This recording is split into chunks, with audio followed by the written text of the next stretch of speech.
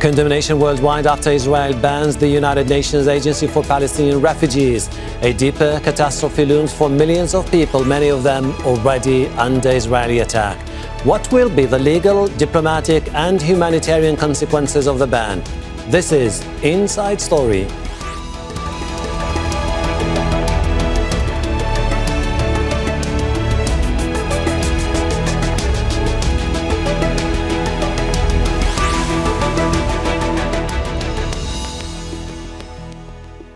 Hello and you're very welcome to the program. I am Hashem Ahelbarra. Israel, fighting wars on several fronts, has launched a new attack on millions of Palestinians, banning the United Nations Relief and Works Agency, or UNRWA, from operating in Israeli-controlled territory. Set up to help Palestinians forced from their homes by the violence and theft of land as Israel was founded, generations of Palestinians have been entirely dependent on UNRWA to survive, receiving healthcare, education as well as vital aid. UNRWA has been attacked frequently by Israel, with agency staff and buildings routinely targeted in the genocidal war on Gaza. But even staunch allies of Israel are warning that banning UNRWA will spell catastrophe for millions of Palestinians. It defies UN resolutions and is therefore in breach of international law. So why is this happening now, and can it be stopped? What will the international community and the United Nations do? We'll speak to our guests shortly, but first, this report from Kulthum Sharif. On Monday, Israel's parliament passed two new laws, effectively banning the UN Aid Agency for Palestinians from operating in the country and areas under its control. Israeli politicians claim the 75-year-old United Nations Relief and Works Agency for Palestine Refugees, or UNRWA, has been taken over by Hamas. The allegations have been totally rejected by the UN and come despite UNRWA being backed and funded by many Western governments, including allies of Israel. UNRWA is an organization that a terrorist organization has completely taken over it. What we've seen in Gaza is how Hamas has taken over United Nations facility to actually commit terror activities. The law is expected to have a disastrous impact on UNRWA institutions in occupied East Jerusalem, which has been annexed by Israel. And it will cripple the agency's activities in Gaza and the occupied West Bank, where it supports more than 2.5 million people because Israel controls all humanitarian aid entering the region. The US and several of Israel's other Western allies have condemned the move. Israel must abide by its obligations and ensure UNRWA can continue to provide essential services to those suffering in Gaza and the West Bank. UNRWA was set up in 1949 to support those who were forcibly expelled from Palestine when the State of Israel was created in 1948. Since then, the agency has provided education, healthcare and aid, becoming a lifeline for nearly 6 million Palestinian refugees in Gaza, the occupied West Bank, Lebanon, Jordan and Syria. The agency says Israel's actions are aimed at the Palestinian people as a whole.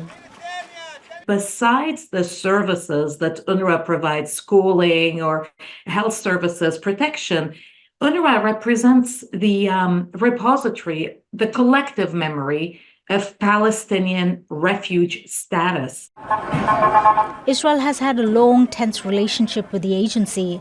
Since October last year, it's attacked UNRWA schools, hospitals and aid centers, killing thousands of Palestinians and more than 200 staff members.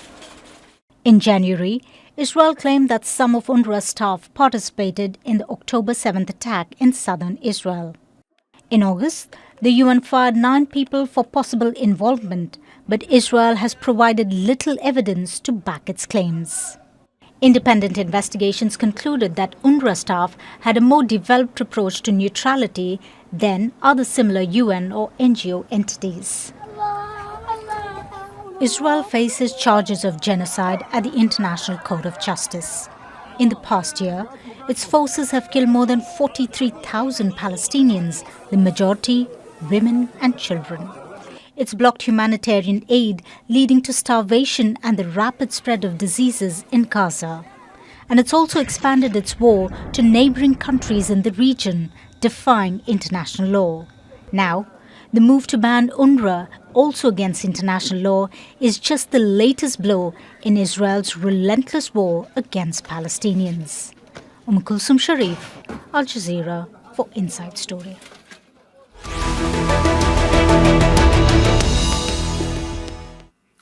We're going to take a look at the political, legal and human impact of Israel's decision with today's guests. In London, Daniel Levy is the president of the US Middle East Project and former Israeli government advisor. In Oslo, Ballestad is the director of development and humanitarian cooperation at Norwegian People's Aid, who has worked in Gaza and formerly worked at UNRWA.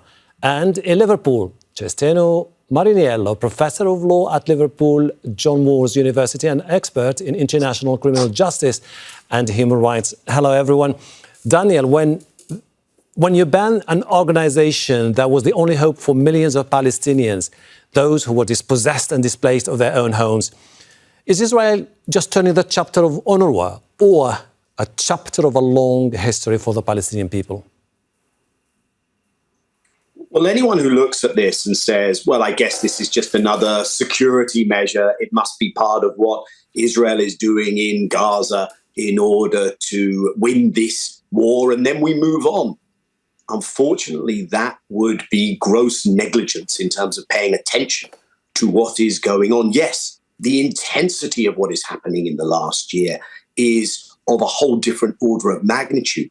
But the attempt to remove UNRWA from the equation, the attempt to discredit the United Nations is of very long vintage when it comes to Israel, because what is being done in Gaza, alongside what's being done in the West Bank and elsewhere, is part of a campaign to remove Palestinians. And this sounds serious, and it is serious, from the landscape. The reason the Palestinian population needs an UNRWA is still refugees, is that the original Nakba, which caused the original displacement, has not been addressed, and there's no intention on the Israeli side to address it. So the collective punishment, the starvation, the destruction of just about everything is not happenstance. The attempt to move in private security firms, which the Israeli cabinet, we have credible reports, are being discussed. The general's plan, all of this is of a one with the decision to prevent the body most capable of providing sustenance to Palestinians, that also provides education, healthcare, shelter now in the last year, of removing that body from the landscape, because the goal here is nothing short of, and it's declared openly by many members of this Israeli government, and it's the reality of actual existing Zionism. It's nothing short of changing the entire expanse to one in which Zionism, as practiced by the State of Israel, has exclusive hegemony at the expense of the existence of the Palestinian people. That's what this move is about. Let's not pretend it's anything different. Guri, how did we get to this point? Was Israel emboldened by the fact that no one cares? That the international inaction is not going to change anything on the ground? Well, it could look like it, because there seems to be no limits to what Israel is able to do without anybody really trying to stop them. And what we see now with the blocking of UNRWA, it's no less than catastrophic in Gaza. I mean, UNRWA is the main humanitarian provider in Gaza. And as we heard, they're also a major provider of social services, of education, of health, and not just in Gaza, but of course in the West Bank and in other countries in the region. And I think one thing that we also need to understand is that by blocking UNRWA, we're not just blocking UNRWA in Gaza. UNRWA is also key in coordinating and supporting the response of other actors, such as other UN agencies, but also INGOs. UNRWA has more than 13,000 people in Gaza. They have the infrastructure, they have the logistics, and they have the knowledge to coordinate such a huge humanitarian response. And there is no way that we can meaningfully replace them. Triestino, how do you see the legal justifications that were presented by the Israeli government to impose the ban? Well, first of all, many thanks for having me today. I think that the decision, the legislation itself is unlawful under international law.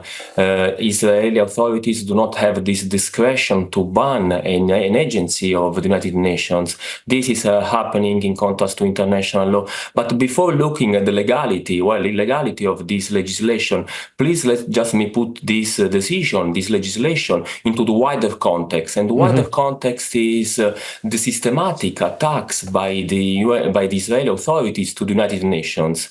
This context includes attacks against the UN Secretary General, against the UNIFIL peacekeeping mission in Lebanon. It includes the destruction of 2/3 of the UNRWA premises in Gaza Strip and the killing of almost 230 personnel of the same agency in the Gaza Strip. It also includes the complete disregard by the Israeli authorities of the binding decisions of the International Court of Justice.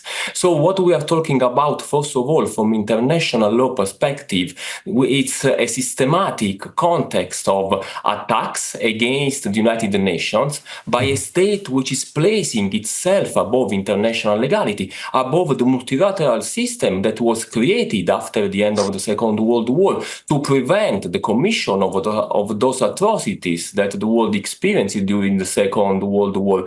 In light of this context of systematic attacks against the UN, I think, first of all, there should be some legal consequences. Well, first of all, the international community should unanimously condemn such attacks to the United Nations, but at the same time, the United Nations General Assembly should immediately arrange a session and discuss the possibility to unseat Israel from the General Assembly. This is a decision that has a precedent in the history, and the precedent against the South African apartheid regime, which was unseated from the General Assembly in the 70s. Okay. Daniel, when Israel was established, that was the Nakba for the Palestinians. So a nation came into being and the population was dispossessed. And ever since, the hope for the Palestinians was that one day, like against the backdrop of any solution, the issue of the refugees has to be tackled. The decision to ban UNRWA, should it be seen as an attempt by the Israelis to pave the ground for a new political reality once the war is over in Gaza, where the issue of refugees is going to be also shelved? Well, the war, as you're calling it itself, is part and a big part of creating that new reality. UNRWA is the holder in many ways of that flame of the rights of Palestinian refugees. Those rights are not going to be negated by this illegal action on the part of the Israeli government. Israel tried in the negotiations to say, we just deal with the 67 occupation. In the negotiations I took part in, you could never reference what happened before that. This had to be an end of all claims in order to definitively deny the rights of the Palestinian refugees. And what Professor Mariniello just said there is so important, because this isn't just about UNRWA. The accusations against UNRWA are spurious. The UN set up a report. It reported in April, chaired by the former French Foreign Minister, Gonola. She came out with, there's no verification for what Israel said. It is a much bigger attack on the very institution that brought Israel into being. That vote for partition in 1947 was, of course, a UN before decolonization, of UN of very few member states. But Israel has undertaken a relentless campaign that has gone into a much higher gear against the UN, because it's the Charter of the UN which Israel violates. It's the Convention on the Elimination of All Forms of Racial Discrimination, all these conventions which Israel violates. So you've seen the Secretary General of the UN being called an anti-Semite, being persona non grata. You've seen the former Israeli ambassador to the UN say that the UN building should be removed from the face of the earth, standing on the podium at the UN and shredding the charter of the UN. This is not normal behavior, and it should not be treated as such. Israel is known, and this is why, if you go to the website of any of the major Israel pro lobby movements, AIPAC, the ADL, which claims to be about anti-Semitism. It's really mostly spends its time defending Israel. Christians United for Israel. You go to any of those websites and you will see page after page devoted to discrediting the UN, because that is where, at least in theory, Israel can be held accountable. That is where you had a vote on a General Assembly resolution just a few weeks ago, 126-26, codifying the decision of the International Court of Justice that Israel's entire occupation is illegal, that reparations for refugees must be waived. So this is a much broader attempt to undermine international law and to act as a rogue actor. And in this respect, it's not just the damage, although that damage is massive to Palestinians that's being caused. It is the damage to any ability to have a rules-based system of international law. Agree, as someone who's involved in humanitarian aid, worked in Gaza, formerly worked at the UNRWA. Is UNRWA, can it be replaced? No, it cannot be replaced. I mean, of course, it has a very particular mandate, UNRWA, so you can't replace it with any other organization. I mean, UNRWA was mandated to provide a solution for Palestinian refugees until a solution was in place.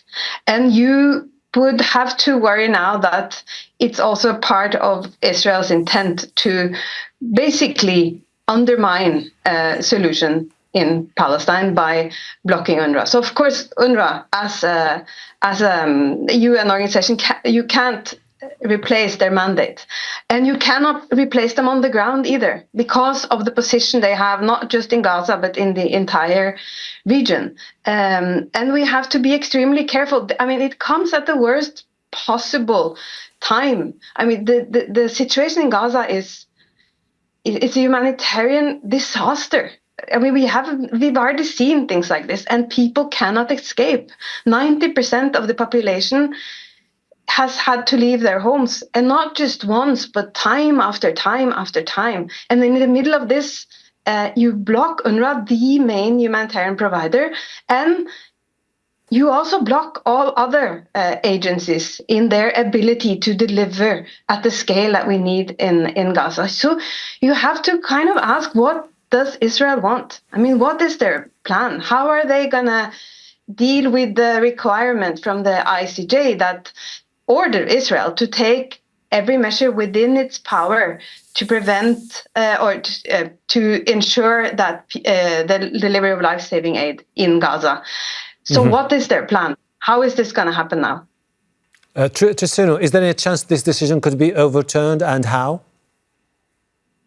Well, it's highly doubtful that the decision will be overturned by the Israeli authorities, because, as we have said before, this is part of a wider plan. But as this is unlawful, as I was saying before, under international law, the international community should put in place proper pressure on the Israeli authorities to withdraw such measures. Just to make it clear, when I say that this legislation is unlawful under international law, I refer first of all to the resolution of the General Assembly 302, which established this UN agency, but I also refer to the United Nations Charter, in particular Article 105, which clearly established that the United Nations organizations enjoy privileges and immunities under international law. And this decision is just in stark contrast with the Charter itself and with the inviolability of the premises. Let's also just remind anyone that recently Israel has also put in place a seizure of UN UNRWA premises in East Jerusalem. But at the same time, this legislation should be deleted, withdrawn, because it's also completely disregards the most recent decisions by the International Court of Justice, the maximum judicial body of the United Nations. I'm referring in particular to the decision clearly establishing the risk of genocide in the Gaza Strip. Among the provisional measures imposed by the United Nations judges, by the International Court of Justice, there is one very specific, saying that Israel has the legal obligation to ensure basic needs and humanitarian assistance in the Gaza Strip. The only organization able to ensure such humanitarian assistance is basic needs, in particular the distribution of essential goods in the Gaza Strip, is the UNRWA, as it has also been said before. Daniel, what do you read into the timing of the ban? Is it politically motivated? In the very narrowest sense, Hashem, it's the return of the Israeli parliament after a 3-month break. And so this very much aligns with where Israeli domestic politics is at. You did not have a single Zionist member of the Israeli Knesset vote against this legislation. So on the day the Knesset returns, this unified, there are divisions there, but not about this basic approach, sadly, to the destruction and the future plans regarding the Palestinians. But even on the first day back of the parliament, the government can, of course, control the legislative timetable, and this was moved forward by coalition parties. So what is Netanyahu doing here? Yes, there was a January urgent provisional measures that Professor Mariniello just referred to. One of the 6 was the provision of humanitarian assistance. There was also a letter issued by the US administration just on October 13th, just 2 weeks before this move, which explicitly refers to UNRWA as one of the things the US is going to look at. What does this tell you? This tells you that Prime Minister Netanyahu and his government is looking at the way the international community has responded for more than a year to the ever-growing body of evidence, the international rulings, that this is a prospective genocide, that war crimes are being committed, and they have seen that despite everything they have done, and despite these words, and we've heard them again since this decision, we urge Israel, we condemn, this is very grave, there are concerns. Despite all of that, the Western powers have aligned themselves with what Israel has done, have provided the weapons. And so the question today is, and of course the US election just around the corner, the question today is, look, this might be an Israeli bargaining chip, okay? I don't rule out that in the 90 days before implementation, Israel trades this off, but that would be yet another display of weakness by the international community. Because the question is, what is the practical upshot of this going to be? Will we just hear words of condemnation? Will we see ambassadors recalled, really the lowest bar of what could be done? Will we see ties, diplomatic trade, arms supplies, weapons transfers? Will those finally be brought to the table? The action that was referred to earlier in 1974, when South Africa could no longer take its seat at the UN, because of the crimes it was committing. Will we see any of this really change? I fear that the answer there is going to be negative. And what you will see over these days is also this narrative in the West. The media will trot out Israeli spokespeople, defenders of this move, who will explain why it's done. They won't have their feet held to the fire. They don't have correspondence. Israel has prevented that. You have Hind al-Khudri, Hani Mahmoud and others. 175 have been killed. But the Western media will continue to have their people based on the Israeli side, not using local journalists, not telling the story as it happens. And there will be this willful ignorance and this limp-wristed response that we have seen so far. And that fundamentally has to change. Agree, any organization that decides to step in the future won't have the same legacy and history and expertise that UNRWA has. Where does it now leave the almost 6 million refugees in Gaza, West Bank, East Jerusalem, Jordan, Lebanon and Syria? It leaves them in a very difficult situation because UNRWA has a specific expertise. I mean, they've been working with the Palestine refugees for many, many years. They know their specific needs. They are like an agile organization that's been able to adjust to developments on the ground. So for anybody to come in and take on this task, it will be basically impossible. And what it will do is it will also undermine the ability to actually find a solution in Palestine, because UNRWA was mandated to assist the refugees until a solution was in place.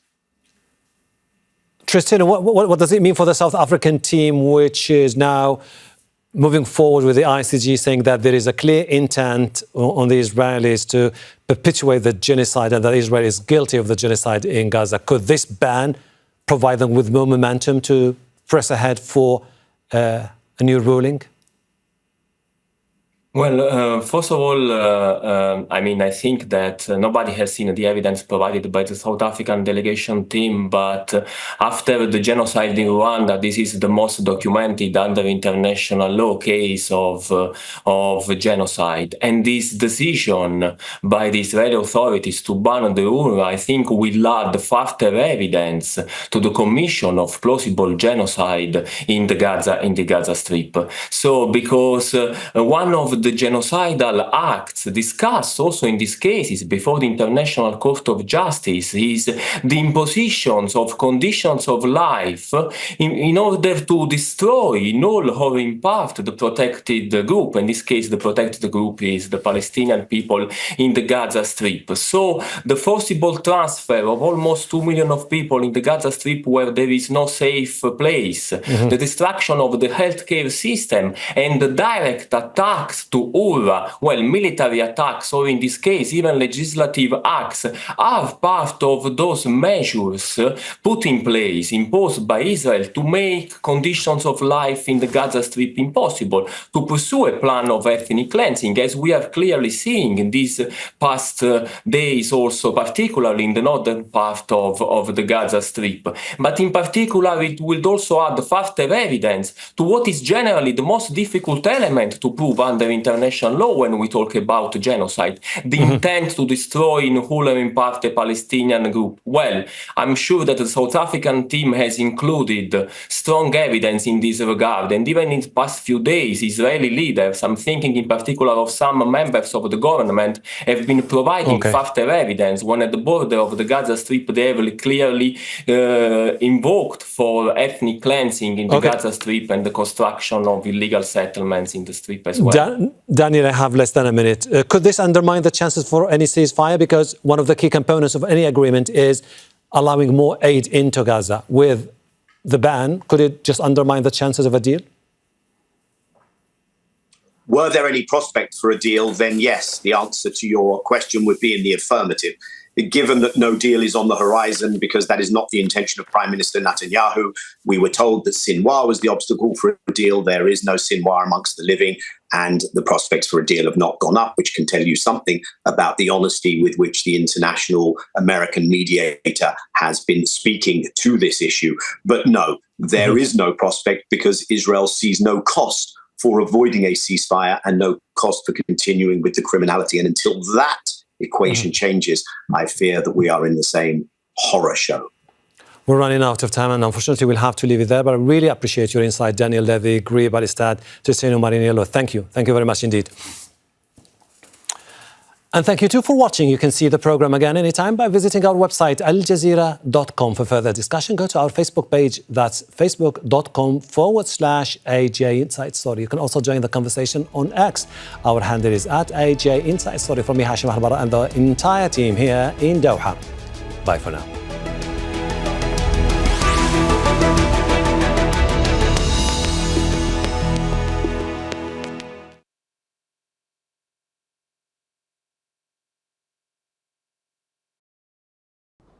Make sure to subscribe to our channel to get the latest news from Al Jazeera.